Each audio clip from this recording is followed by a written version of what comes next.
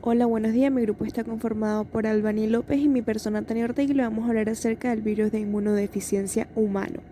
Síndrome de inmunodeficiencia adquirida, definición, es una enfermedad del sistema inmunitario causada por la infección, es decir, el virus de inmunodeficiencia humana. Este virus destruye los linfocitos TCD4 del sistema inmunitario y deja al cuerpo vulnerable a varias infecciones y distintos tipos de cáncer potencialmente mortales.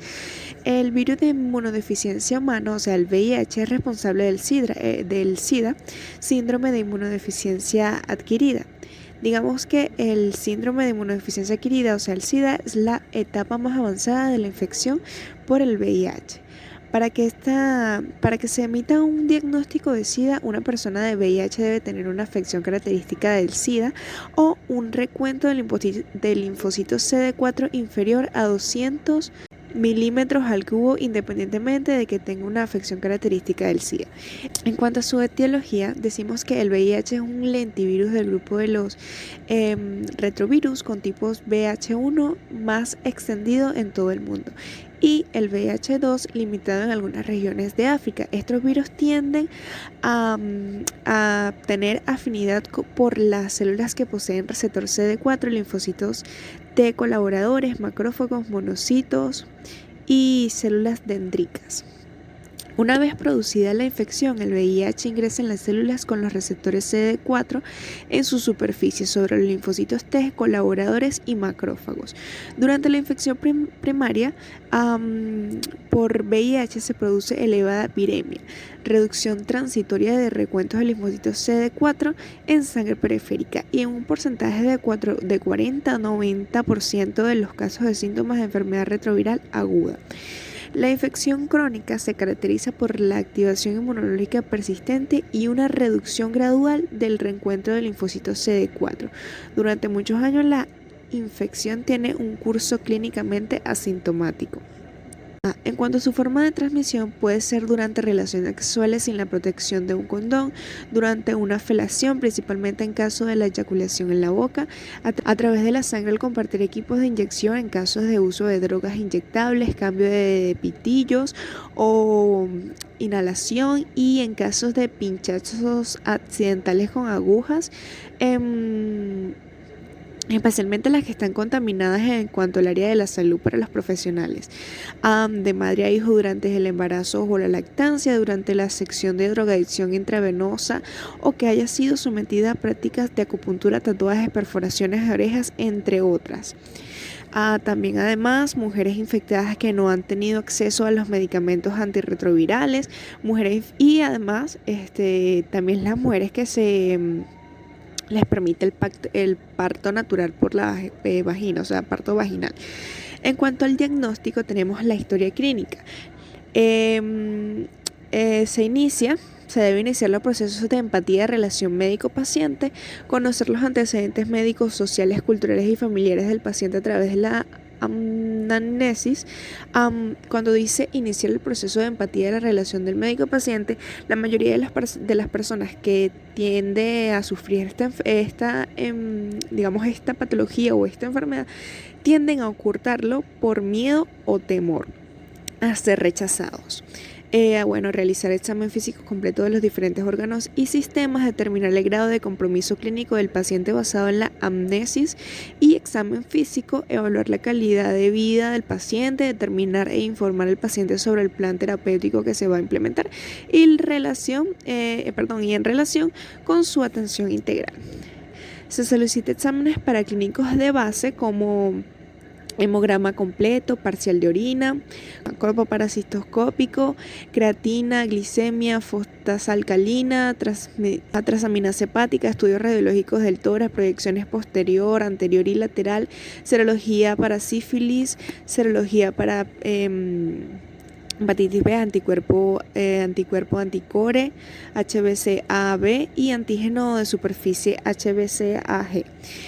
También además serología para hepatitis C, serología IgG para la toxoplasmosis, citología vaginal en la mujer, se debe repetir cada 6 meses, prueba de tuberculina, se repite cada 12 meses si es menor de 5 milímetros, recuento de linfocitos CD4 y CD8 y también carga viral RA de VIH.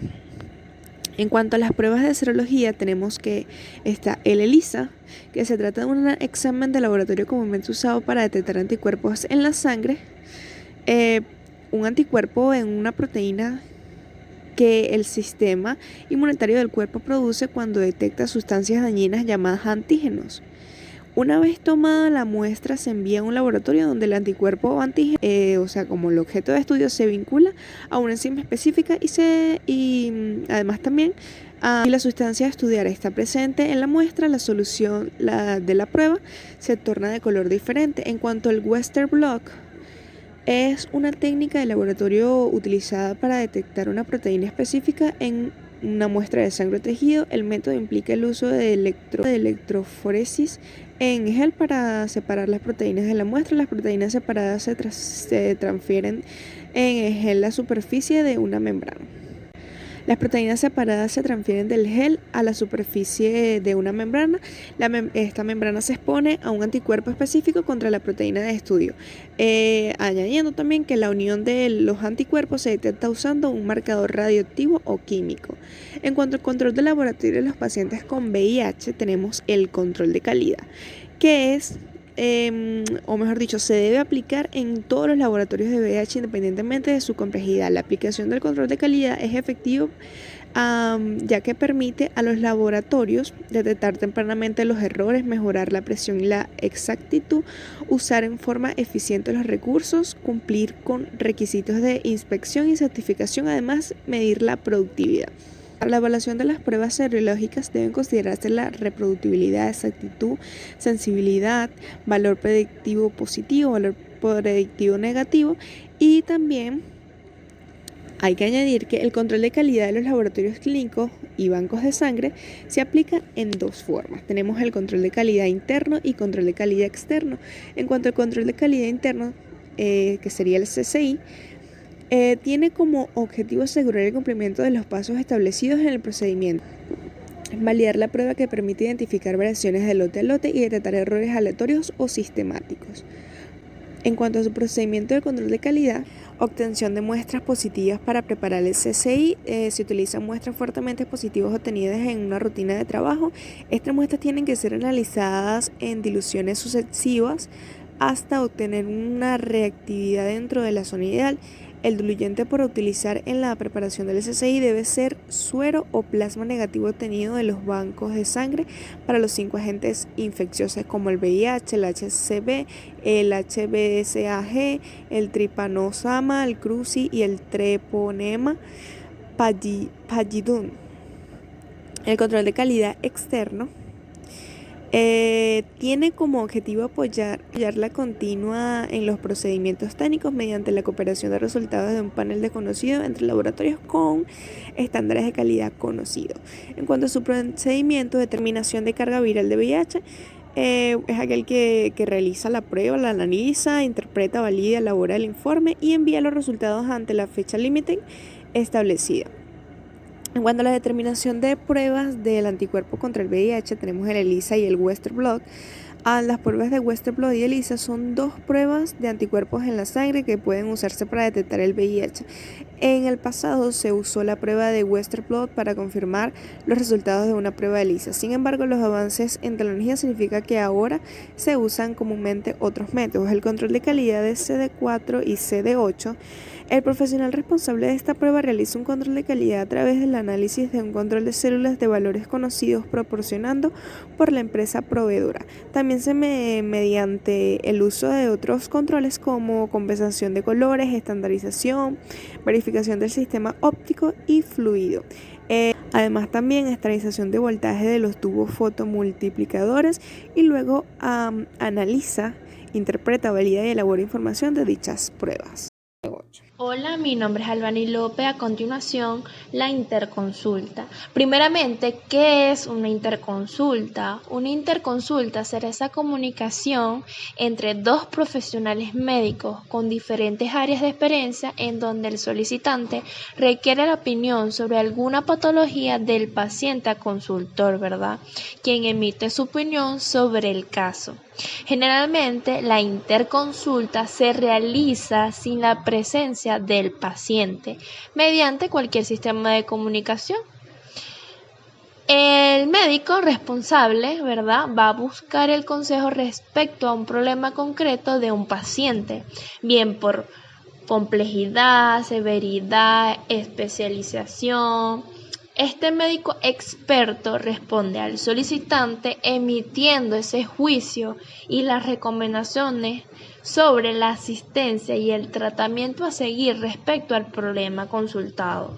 Ahora bien, el abordaje del VIH o SIDA se lleva a cabo de forma multidisciplinar, con diferentes especialistas que pueden intervenir en el diagnóstico o en el tratamiento de la enfermedad, así como de sus posibles complicaciones. Así que el infectólogo va a ser ese especialista que trataría en primera instancia el SIDA, ya que él mismo se encarga de tratar a aquellos pacientes con enfermedades infecciosas generados por cualquier microorganismo, en este caso el virus. El infectólogo entra en acción cuando la enfermedad infecciosa grave se agudiza y la persona ya está inmunodeficiente, en este caso con esta enfermedad crónica, aunque en función de las necesidades pueden intervenir un equipo, como ya había dicho, un equipo médico multidisciplinario, como ya comenté, dependiendo de la infección de los órganos para el momento, como médicos internistas, psicólogos, ginecólogos, oncólogos, dermatólogos, entre otros, claramente que tengan experiencia con esta patología.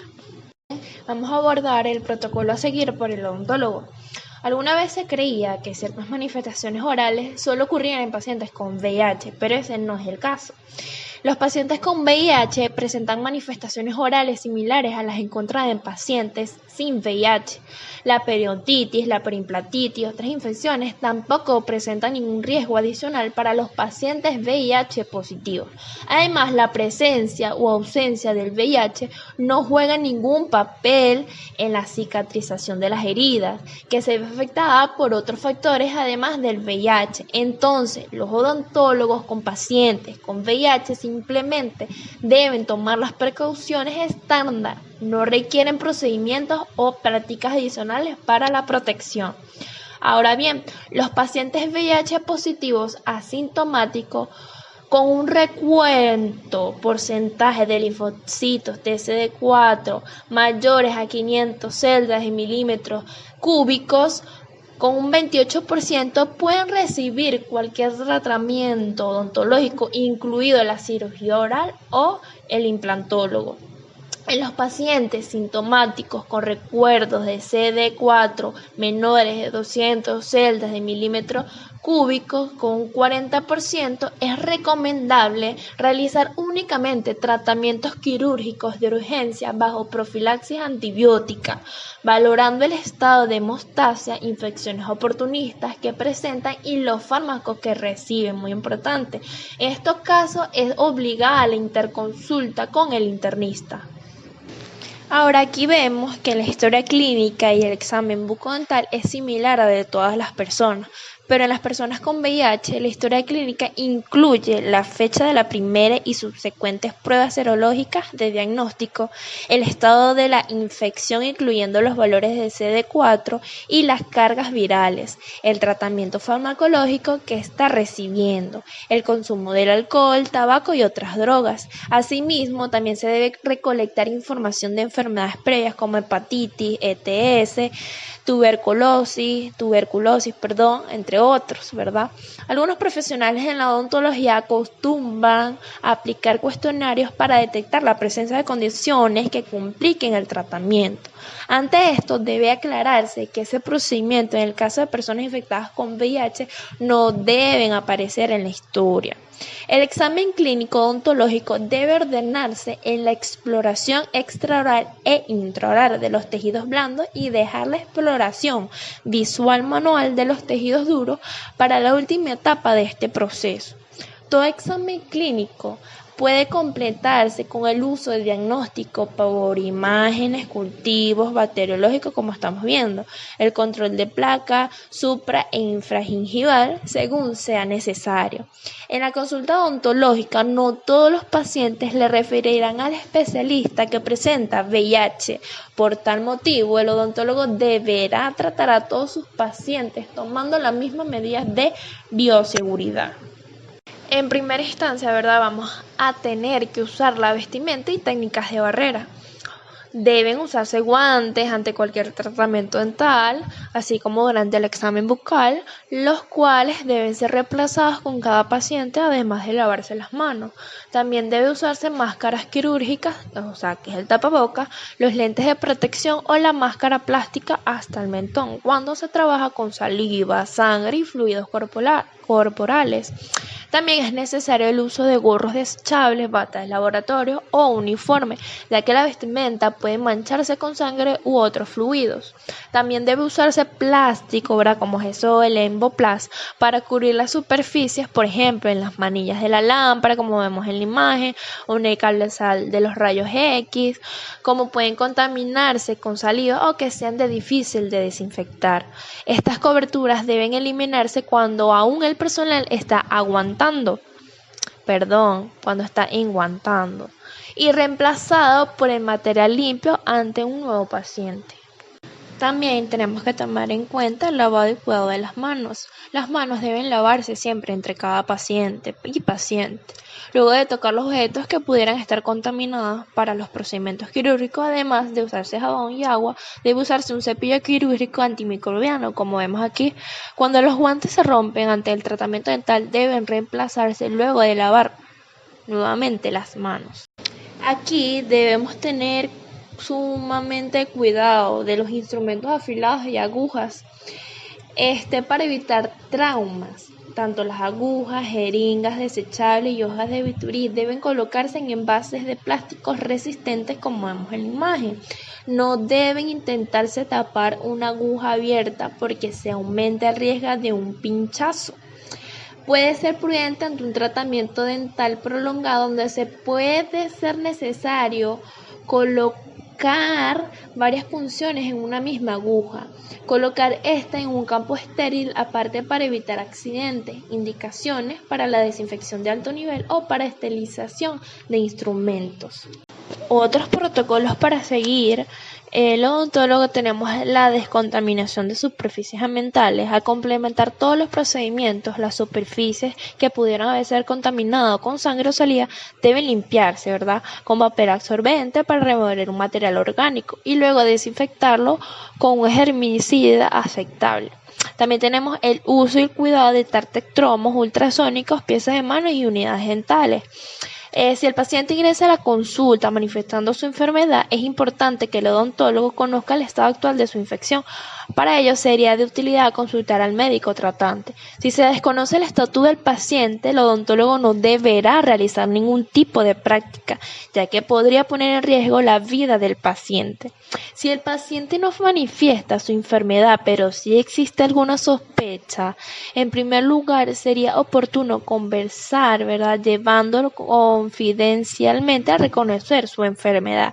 Si permanece en su actitud de negación por temor o por desconocimiento real de su situación, es conveniente pedir una interconsulta con un médico clínico o infectólogo, sugiriéndole un estudio inmunológico del paciente. Ahora bien, hay que saber el riesgo que tiene uno como odontólogo. Este riesgo va a resultar si el odontólogo, el auxiliar o el personal presenta un accidente laboral o una lesión por objeto cortopunzante en el área de trabajo. Se deben tener en cuenta algunos parámetros para actuar de manera inmediata, específica y acertada. En estudios prospectos en el personal de salud que trabaja con pacientes que viven con el virus, ¿verdad? Con este virus VIH, reflejan que el riesgo de contraer la infección después de un accidente percutáneo es aproximadamente del 0,3%, en contacto con mucosa con un 0,09% y 0,5% en exposiciones con piel no intacta. Por esta razón se deben tener las precauciones pertinentes para evitar este tipo de contacto. Cuando ello ocurre se deben dejar sangrar la herida, durante 30 segundos aproximadamente y luego lavarla con abundante agua o solución salina y con gran cantidad de jabón. No se deben usar cepillos ni hipoclorito de sodio, ya que esto produce riesgo de descoloración. Se debe determinar la profundidad de la herida y si hay sangre visible en el instrumental con el que sucedió el accidente. Acto seguido se debe determinar el área donde se encontraba el dispositivo, una vena, una arteria, una mucosa, en fin, y verificar el diagnóstico consignado en la historia clínica y establecer si el paciente presenta resistencia farmacológica. Si el paciente tiene diagnóstico de VIH o SIDA, se debe documentar si se encuentra en terapia antirretroviral.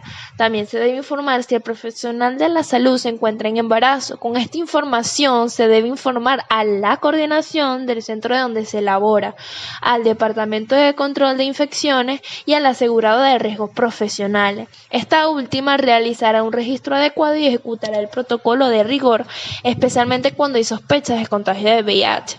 Inmediatamente se debe acudir a un centro de asistencia de salud y, por último, el facultativo estimará la necesidad de continuar con el proceso protocolario de atención. En las complicaciones en la consulta no parece haber una diferencia significativa alguna entre el número de complicaciones postoperatorias en los pacientes con la infección del VIH en comparación con los pacientes no infectados. La decisión de realizar extracciones dentales u otros procedimientos quirúrgicos orales en los pacientes con VIH debe basarse en los mismos criterios que para todo paciente, como ya hemos mencionado anteriormente. Si una condición de salud dudosa influye en una cirugía oral proyectada, el odontólogo debe consultar al médico del paciente. Los procedimientos quirúrgicos en particular están asociados a un sangrado y un mayor riesgo de infección. Por lo tanto, todo procedimiento debe practicarse de una manera que minimice el sangrado y evitar traer los patógenos orales, en los planos faciales más profundos y en los espacios orales. Una de las complicaciones más comunes asociadas a una extracción es el alvéolo seco, o sea que no hay sangre, no se ve sangre, que es la osteitis dolorosa, que ocurre en el 3% o 4% de toda la extracción en la población general. Los estudios sugieren que este porcentaje de complicación es parecido al grupo VIH. La incidencia de complicaciones postoperatorias en todo paciente se asocia con y es afectada por muchos factores, incluso el tipo, el sitio del diente extraído, el número de dientes a extraerse, los conteos altos de bacterias intraorales aeróbicas o anaeróbicas, la edad del paciente, si el paciente fuma o no, y la experiencia del cirujano. Todos estos factores deben considerarse siempre que se considere las extracciones. Para todo paciente, no importa la condición del VIH, el uso de técnicas asépticas y no traumáticas es esencial, para minimizar, la introducción de patógenos dentro de una herida quirúrgica y para reducir las complicaciones. Otra de las complicaciones sería la tendencia de sangrado. Todos los odontólogos deben tener en cuenta que aunque ocurre raramente el sangrado excesivo, puede presentarse, aun si la hemostasia parece normal. La inmunotrombocitopenia es una complicación conocida de la enfermedad del VIH. Para los pacientes que se someten a procedimientos quirúrgicos extensos y aquellos con tendencia a sangrado excesivo, se le debe realizar una evaluación completa de la función hemostática antes de la cirugía. Todas las extracciones dentales pueden hacerse de manera segura en los pacientes con la enfermedad del VIH que tienen conteos de plaquetas por encima de 50.000 milímetros cúbicos. No obstante, deben aplazarse los procedimientos de cirugía oral de ser posible cuando los niveles de la hemoglobina caen a 7 gramos de decilitro o menos. Si ninguna prueba está disponible y hay que hacer extracciones de inmediato, el dentista o el odontólogo puede realizar una prueba sencilla de tiempo de sangrado para determinar si la función hemostática del paciente es aceptable. Un tiempo elevado de sangrado, más de 9 minutos, indica la necesidad de evaluar la función cuantitativa y cualitativa de las plaquetas. En realidad, las complicaciones surgen cuando el recuento de las células CD4 en una persona se vuelve muy bajo. La persona tiene más probabilidad de desarrollar infecciones, ciertos tipos de cáncer y otras complicaciones. Para los pacientes infectados por el VIH se complica aún más por lesiones características en la cavidad bucal y en algunos pacientes las lesiones bucales son la primera manifestación de la enfermedad, como el el virus del herpes simple. Para las personas con VIH puede ser especialmente problemático y provocar úlceras recurrentes, puede causar infecciones en los broncos, que es el tubo de respiración, o en el esófago, es el tubo que conecta la boca y el estómago. También puede provocar neumonía. Por otro lado, el uso indiscriminado de antibióticos en pacientes con la enfermedad puede ponerlos en riesgo de desarrollar candidiasis pseudomembranosa. También un 10% leucoplasia vellosa, como vemos en la imagen, el eritema gingival, el periodontitis necrosante, y las ulceraciones aftosas recurrentes, como hemos dicho. Las personas con VIH avanzado o no controlado tienen más probabilidad de desarrollar varios tipos de cáncer, como el sarcoma de Kaposi. Causa tumores en las paredes de los vasos sanguíneos que aparecen como lesiones rosadas, moradas, negras en la piel. Si el sarcoma de Kaposi se disemina en los pulmones, los ganglios linfáticos y el tracto gastrointestinal u otros órganos, puede ser potencialmente mortal. Tenemos también evitar la transmisión de madre e hijo. La prevención de la transmisión de madre e hijo abarca todas las etapas del embarazo, desde la atención prenatal hasta la atención postnatal. La clave es la intervención temprana. Si bien es posible prevenir la transmisión en el momento del parto, tiene más posibilidades de hacerlo si comienza el tratamiento en el momento en que se confirma el embarazo o antes.